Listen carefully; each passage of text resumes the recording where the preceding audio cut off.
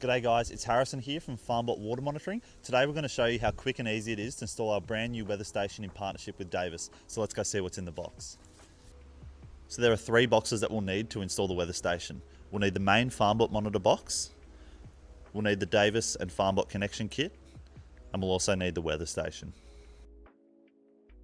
So in the box, we'll have a box with all the brackets and all the hardware you'll need to install it, as well as the main Farmbot monitor.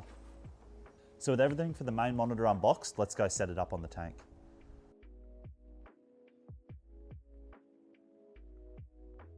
So we'll screw them in, but we'll leave them loose just in case we need to readjust them later.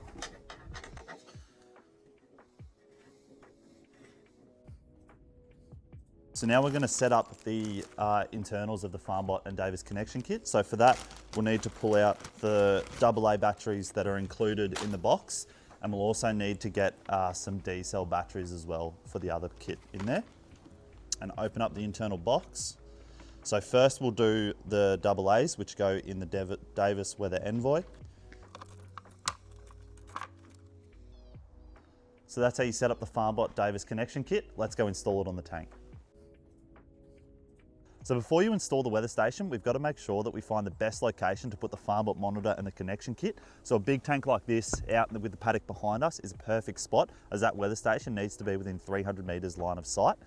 If you already have an existing Farmbot monitor, you've just got to make sure that it's within 300 meters line of sight. So once you've found the perfect spot to mount it, we're going to get on our phones and we're going to find true north so that the solar panel can have optimal charging. So included in the Farmbot monitor box, there's all the hardware that you need to install the monitor. So we've got both tech screws for a corrugated iron, corrugated steel tank, and then we've also just got normal screws, which will be fine to use on a poly tank like this. Once we've installed the main Farmbot monitor, we're just going to tighten with the Allen keys the angle, making sure it's at a 30-degree angle to get the perfect northern sunlight. So once we've installed the main Farmbot monitor, we're now going to install the Farmbot and Davis connection kit, which will go right next to the monitor. In the box, we've got included screws so we can mount the L bracket to the connection kit. Making sure that the cable's at the bottom so that it can reach the main monitor. So once we've got that installed on the L bracket, we're not going to screw this into the top of the tank yet, as we need to make sure that we can get connection to the weather station when we install it. But for now, we're going to plug it into port 5 of the Farmbot monitor.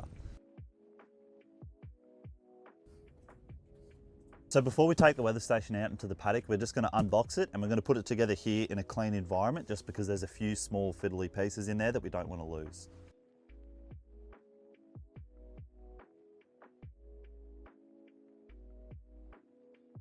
So we've just unboxed the weather station and we've got it all laying here on the back of the ute. We've just got the big main unit here. We've got the wind direction and speed sensor, the clamp, and all hardware and brackets zip ties so we can install it neat and tidy. So to install the wind dial on the clamp, we'll just put this in here and slide it down. And we've also got to make sure that we wire the cable through the cracks here so it's neat and tidy. Just make sure to give it a bit of slack just so it's not, there's no pressure points on the cable. So to set up the rain bucket, if we just unscrew the top off, you'll see in here that there is a zip tie over the tipping bucket. We'll just need to cut that off. That's just there to prevent the spoon from damaging itself. If you do decide to move this in future as well, you'll just need to make sure to secure that down before you move it. So Lucky Davis has got you covered. We've got some bird spikes as well, which will go into all the holes on the outside of the rain gauge rim. So to install this to the pole, we're just going to unscrew the rain gauge and just put this on the floor at the moment. And the reason is because when we put the U brackets in, we need to get access to the back for the bolts. So we've got this now. We're going to line this up.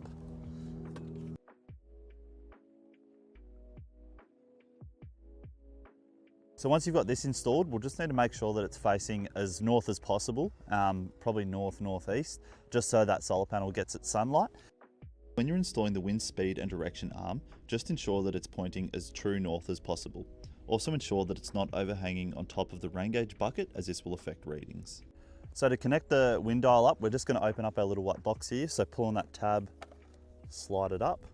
We're also just going to quickly unplug the solar panel just so we don't damage it. So in the bottom right here, we've just got a little foam block, so that's how it maintains its waterproofness. We're just going to remove that and slide the cable through. And we're just going to plug it into the wind terminal. So before we put the rain gauge bucket on, there's just a little level indicator on the rain gauge there, which we can check to make sure that it's all level, which this one is. So now we'll put the rain gauge bucket on. It's also a good idea to have your own spirit level just to make sure it's purely level.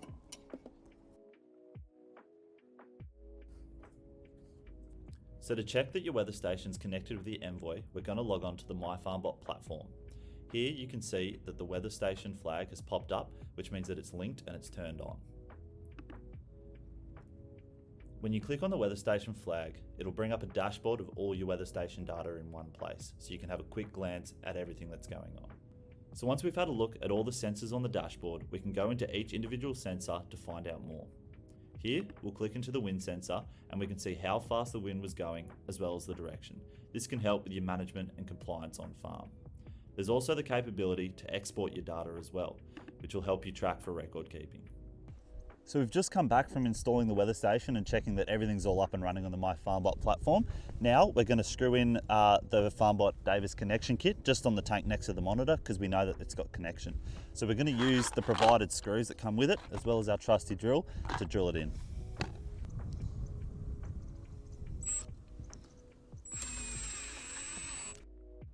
So that's how easy it is to install Farmbot Weather powered by Davis. Monitor key weather metrics at your fingertips and graze and grow with confidence.